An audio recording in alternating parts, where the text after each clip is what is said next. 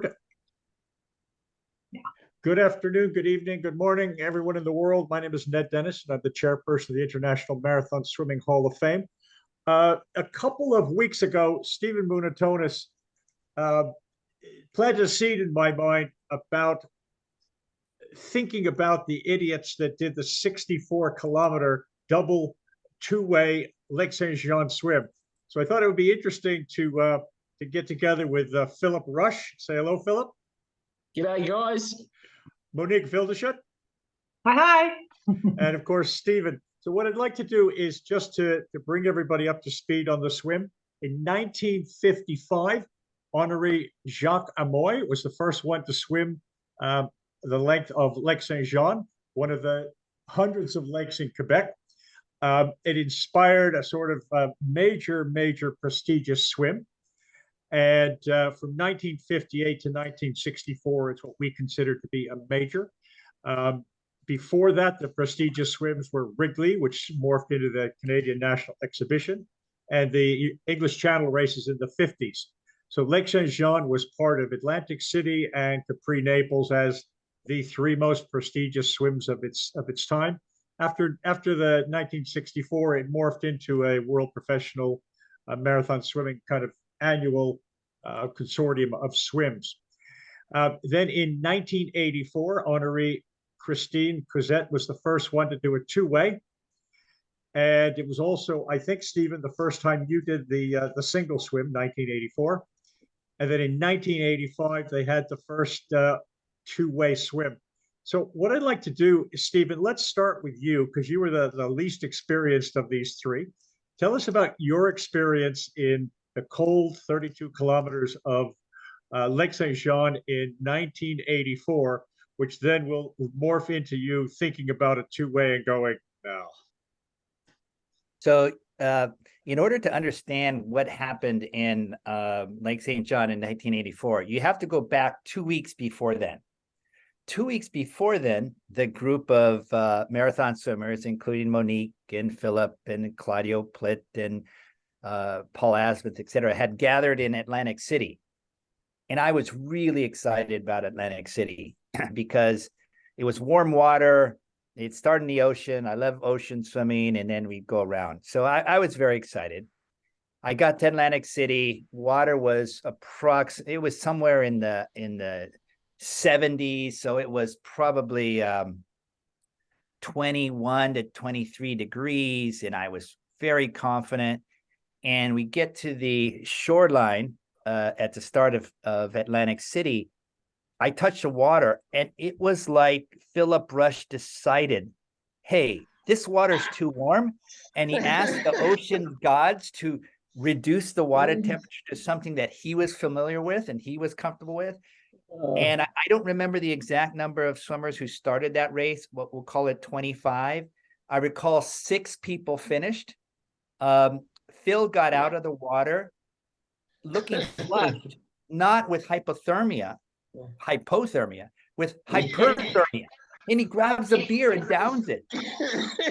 Monique finishes. I'm looking at these people like I couldn't believe physically what they just did. The water was probably started in the mid 50s.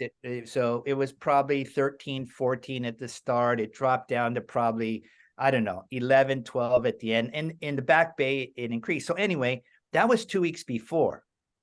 So I did not finish. I was taken to the hospital. I was a mess. And here I am 2 weeks later, supposed to go across Lake St. John. That was supposed to be colder than that.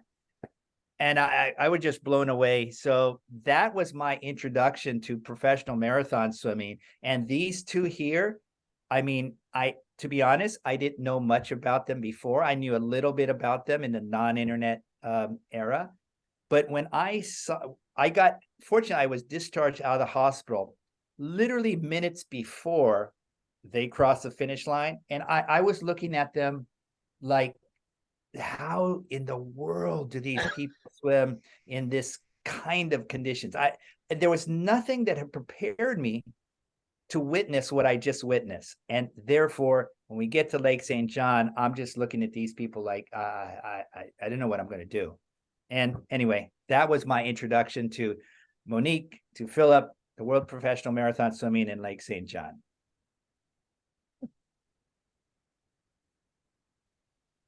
You forgot to mention you did finish Lake St. John in 1984, I believe.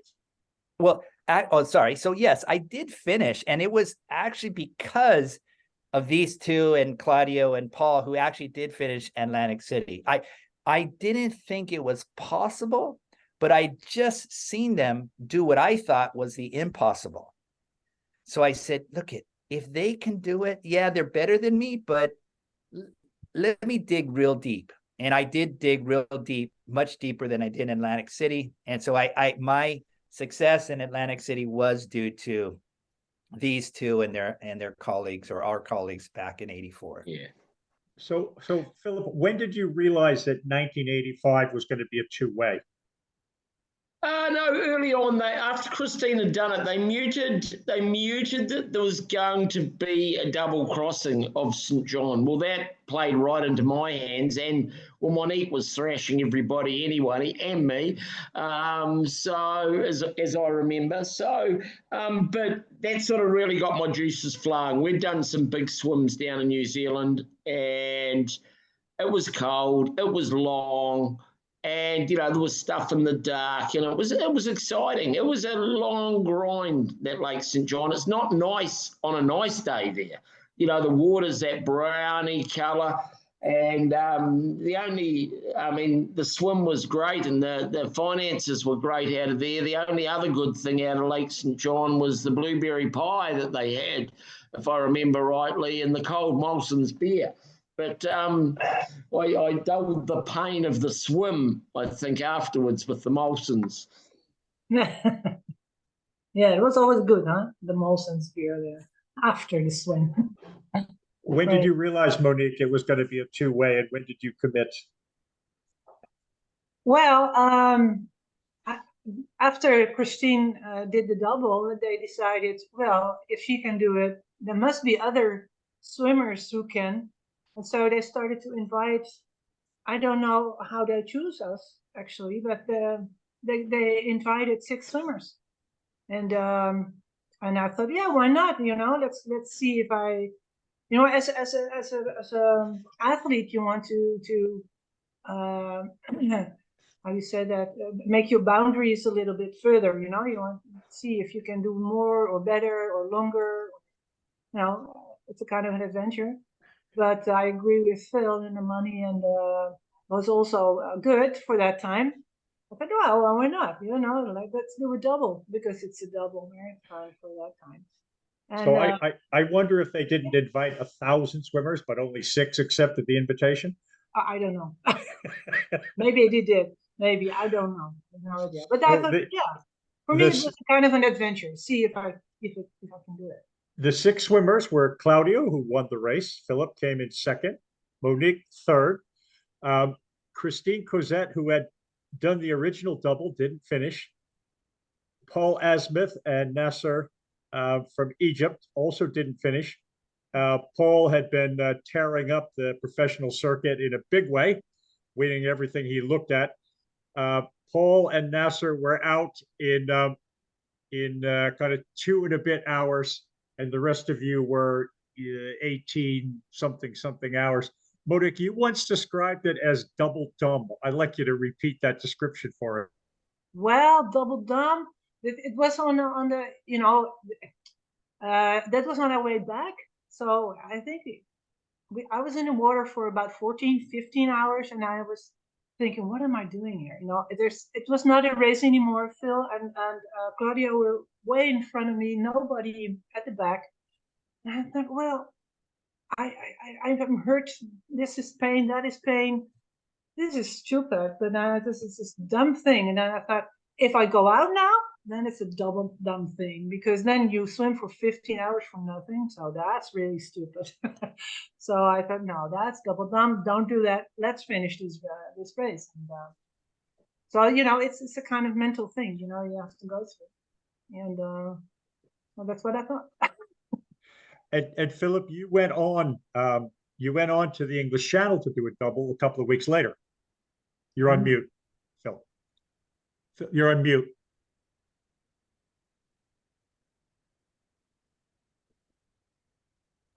Okay, sorry.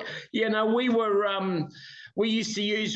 use the summer to train. That was a good race for me because, the money was very, very good. They doubled the prize money. I think it was 25,000 to start with. And I think I got beaten by a second or something by Claudio, smashed me again, the old guy. I think second prize, if I remember rightly, was 17,500. Well, that was good money back then. Good money. And I'm not sure what, there was money all the way down to the 6 spots. And, it wasn't a swim that everybody could do. It was cold. It was long. You had to swim up the river. So you had to go right out to the side of the river, at Perry Bonker, and we'd actually just about had to wade up in the mud to get up there because the current was so hard coming back. So all of a sudden, when you seen the turnaround, you just were ripped across, made sure you whacked the turnaround, and we're on our way back again. And that's when the race started between Claudio and I. I got sick of smiling at him. It never broke him. Yeah. So we swam literally all the way over together, all the way back, and started racing at the final 1,500 to go, if I remember rightly. Ned, it's important to remember that this is back in the 1980s when there's no GPS.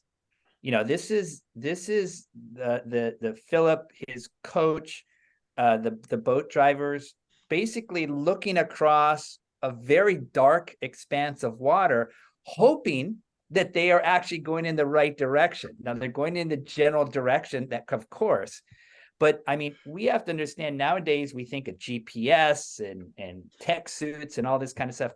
These pioneers here, it was raw, it was really, not even a compass. Like, Phil, over there. But at night, during the night, there was a buoy with a light on. I think every half hour or something, or every hour, we passed the buoy with a light on it. So there was some for the people in the boat to navigate on. So during the night, you don't want to take your own course. But on our way back, yes. So Monique, Philip described a moment of joy when he made the turn and the current took him. Did you have any moments of joy on that 64-kilometer swim? Finish.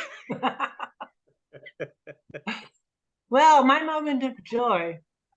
Yeah. I don't know, it was the first and the second, but when I passed someone, and passing another swimmer, that's very, very nice, even because you're having a hard time, it's very cold and you're hurting, and then if you pass someone, then I was like, bye-bye, and then you see the other person crash. I think it was, I don't know who it was, maybe it was Paul or something, because he got hurt on his shoulder. I don't know who it was, but anyway, yeah, that was really fun. Because then you swam how many times that 64K? I finished 2 times. I started 3 times, and then I finished twice, and I pulled out on the last one. I think I had problems. But 2 times, and I got beaten 2 times by bloody granddad, by Claudio. Whatever he had, he used to drink that special coffee. Whatever was in that special coffee was rocket juice, because he always used to, as soon as he had it, he was gone beside me. They had to be trying to break each other all the time. It was a hard swim. It was good because the dollar value was good at the end, but we worked hard to try and earn that money, that's for sure. Yep. And then me as a 3rd place, I think I got 13 as a 3rd place. When you come into Lake St. John toward the finish, it isn't like you go directly to shore, correct? You got to make a left, and you got to make a right, and you got to make a left, and you got to make a right, and that must have been torture. I remember standing, because it was the airport runway, wasn't it? That's where they used to land the planes, and it was 1,500 meters. And I remember Claudio standing there, and we shook hands and sort of gave each other a cuddle, thinking, well, here we go. We've got to here now. The race is starting. And with 1,500 to go, we'd smash it out, up and down there. And yeah, you're right. There was all those turns and bits and pieces to get to the finish. And I always remember they had divers there. They had the divers in the water so that when you did touch the board, bang, that was it. And I think both Claudio and I ended up in hospital straight after, in beds beside each other. The only difference was he was about $7,500 richer. Right. So, Steve, you were telling me in one of these races, maybe it was Lake Saint-Jean, I remember in one of the interviews, you said something like, you were doing great, you got towards the finish, and then they stopped the two swimmers and said, look, the crowd is still coming in. So what you need to do another lap around some boys or something. Yeah. I mean, in order to actually raise the money and offer the money to the swimmers, and again, I don't know exactly how much the 17,000 or 25,000 is equivalent in today's dollars. It's a lot. It's a lot more than what the current Olympic swimmers and professional swimmers receive. Canadian dollars, right? Yeah, but they actually had to raise the money. I mean, this was a profit-making activity. So the more crowds that they had, the bigger concerts they had, that was how they afforded to pay for the event and the swimmers themselves. So it was they're brilliant up there in Quebec on how they marketed the sport. They treated the athletes extraordinarily well. Monique and Philip would walk down the street and people would be waving. And, of course, we didn't have selfies back then. But I mean, if they had selfies back then, Philip's face and Monique's face would have been all over the internet. Yeah. Monique, was it your toughest ever swim? Yeah, I think so. Then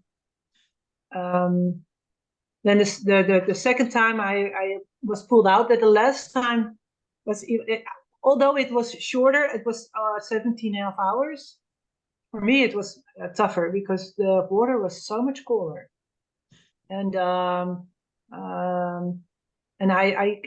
lost weight that year because I wanted to be faster. And I got in that very cold water. I thought, oh no, it's too cold.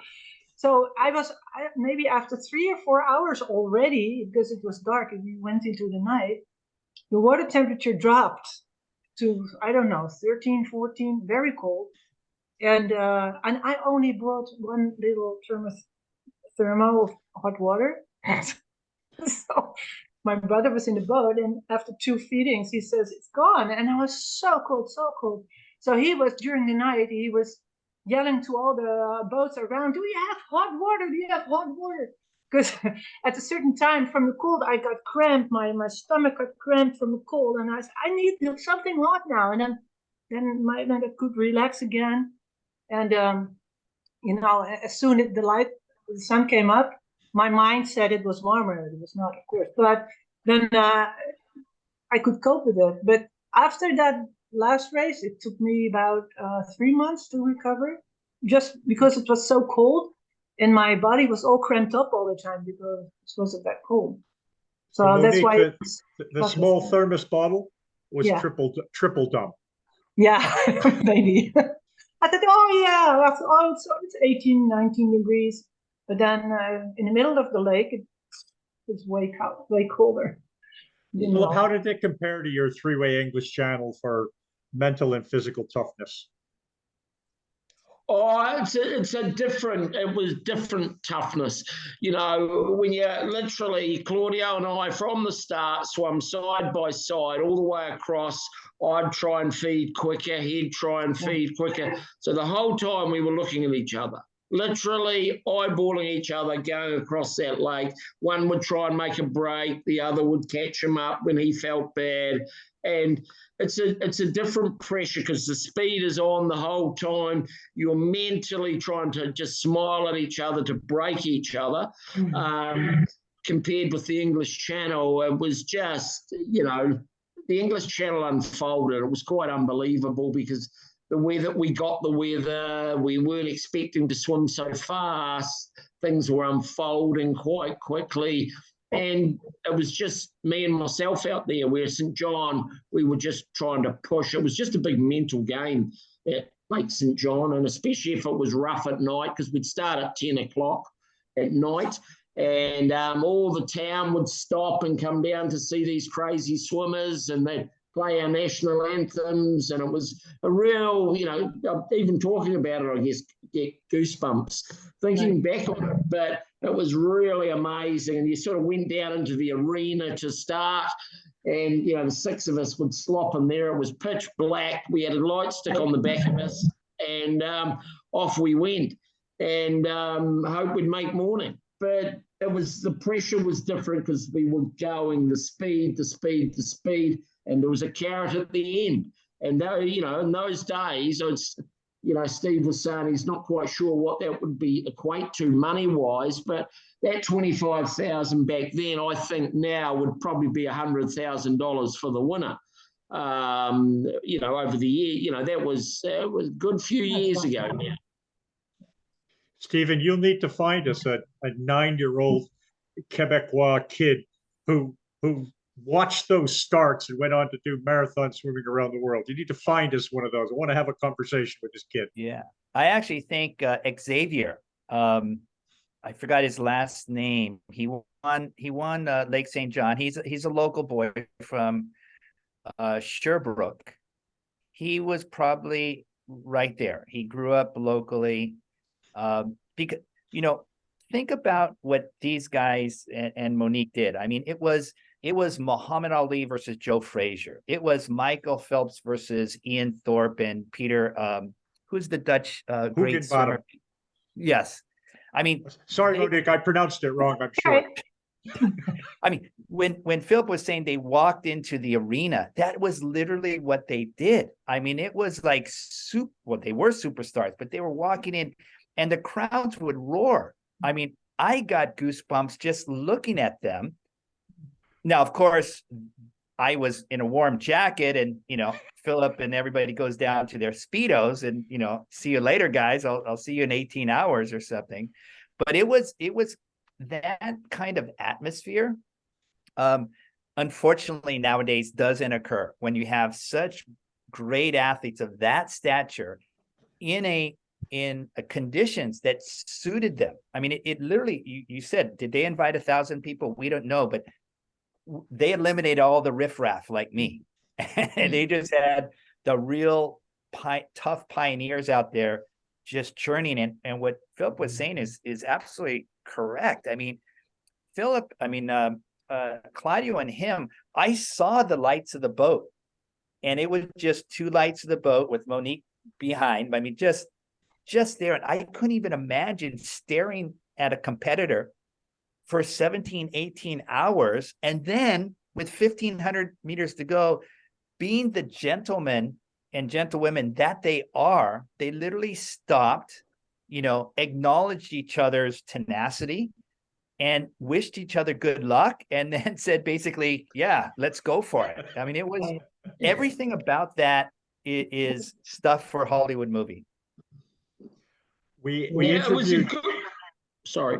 Yeah, it was a very good time, and we were all fit, and we were so fit, and everybody was just traveling from swim to, and we were good friends as well. But the whole town would just shut down for us.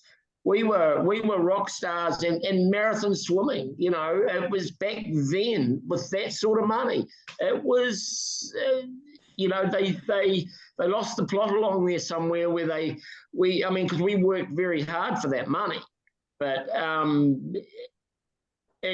when they started dropping the purse back, people weren't as keen, I think, Steve, to fight for it sort of thing.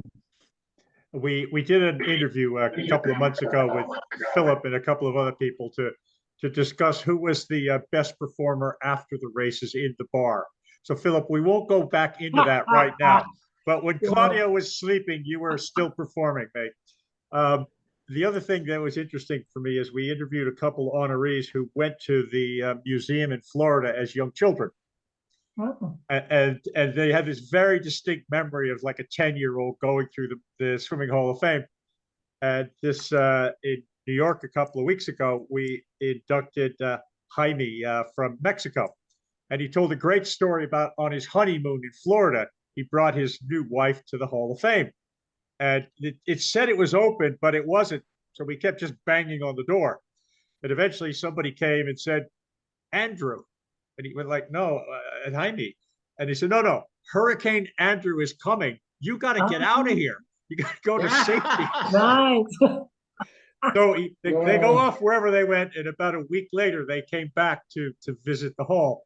And then in his induction acceptance a couple of weeks ago in New York, he talked about, like 20 years later, to be part of it all was really quite a special thing for him.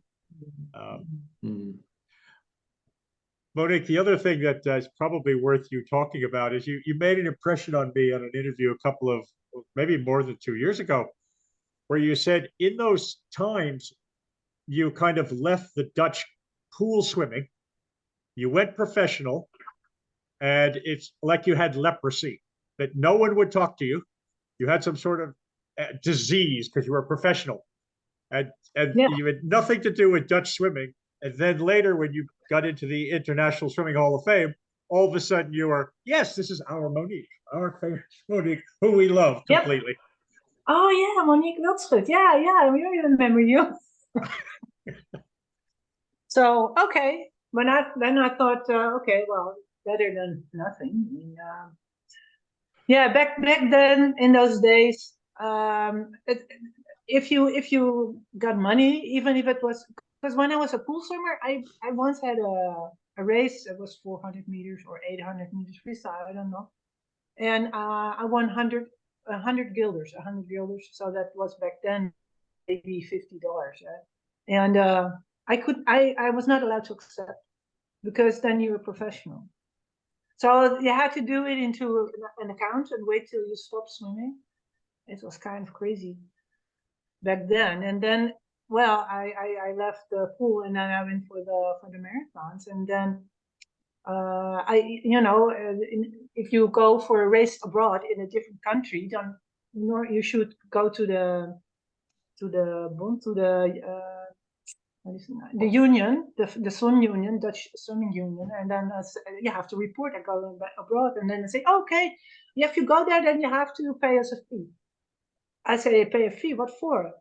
Well, because you go abroad. So what are you doing for me then? What do I gain for that? Do I get a coach? Do I get a program? Someone telling me where to go? Or no, just because you go abroad. And then I said, well, I don't pay. Really? Are you crazy? I'm not going to pay, and I'm going abroad. Bye. And then from that moment on, they didn't care, and no publicity or anything. But that's fine. I mean, I thought, well, I have a good time and I have good sports, and then maybe not in the official channels, but all the other people I care about. I had enough publicity in my own area, so that's okay. Philip, were you 15 or 16 when you turned professional? We are the same age, Phil. Yeah, we are. That's right. Well, yeah. We were the Yankees. The Yankees. That's right. But it was very much, you had to sign yourself away, didn't you? It was very amateur and professional back there. But once you turned professional, you had nothing to do with pool swimming whatsoever or FINA. And I remember coming back very similar. I wasn't a rock star in the pool by any means, but coming back, and I went to swim at the club or something, and they said, oh, no. One of the FINA officials came out and said, oh, sorry, you can't be a member here anymore. You're a professional athlete. You're a professional swimmer. And all of a sudden you thought, whoa, what have I done?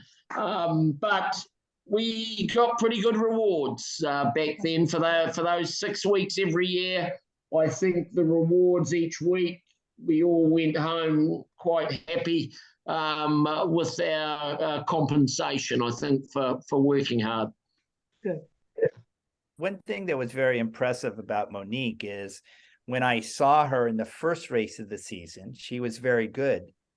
And then she got better and better and better as the season went on. Whereas the men, we got more tired and tired and tired as she went on. And I don't know how she did it, but literally I saw her in the races, literally use it as training to get better for the next race. It was pretty impressive. Maybe I Claudio's didn't train coffee. enough. Claudio's coffee. Yeah, Later on, I thought Claudio- maybe I didn't train enough. You know, I had to work harder. But it's true. Yeah, I got better during the season. Yeah, I think when when you look at it, Claudio had his wife in the boat, and it's not an excuse. That was Claudio's livelihood back then, wasn't it? That's all he did. And I'm just trying to think of her name. She used to beat the buggery out of him in the boat. He was no mucking around with Claudio and his wife, and she kept the foot on his throat all the way because they needed the money to survive back when they were where they were living, because he was living in Mexico, I think, back then, and it was a lot of money when it all got converted back. Yeah, that's true. Maru was her name. Maru. We did invite Claudio to join us, so he has no excuses that this conversation is going. No, Listen, Claudio was a very strong ox. He was, it wasn't often you got one over him, that's for sure. But listen, everybody, I'm gonna call it to an end here. Thank you very, very much. All I will say to you is hopefully in 50 or 100 years time, people will be able to watch these kinds of interviews and have some feeling for what it was like. And I think the perspective that Steve has given is also really interesting, of kind of going, well, I swam with these people. They were at another level when it came to cold long swims. So thank you very much, folks, and enjoy. Philip, it's 8:30 in the morning in New Zealand. Monique, it's your bedtime, and Steve, go out and do some laps. Thanks, everyone. Thank you. Bye. All the best. Good to see you. Yeah, see you again soon. Right. See you again. Okay. Yeah. See ya. Bye. Bye.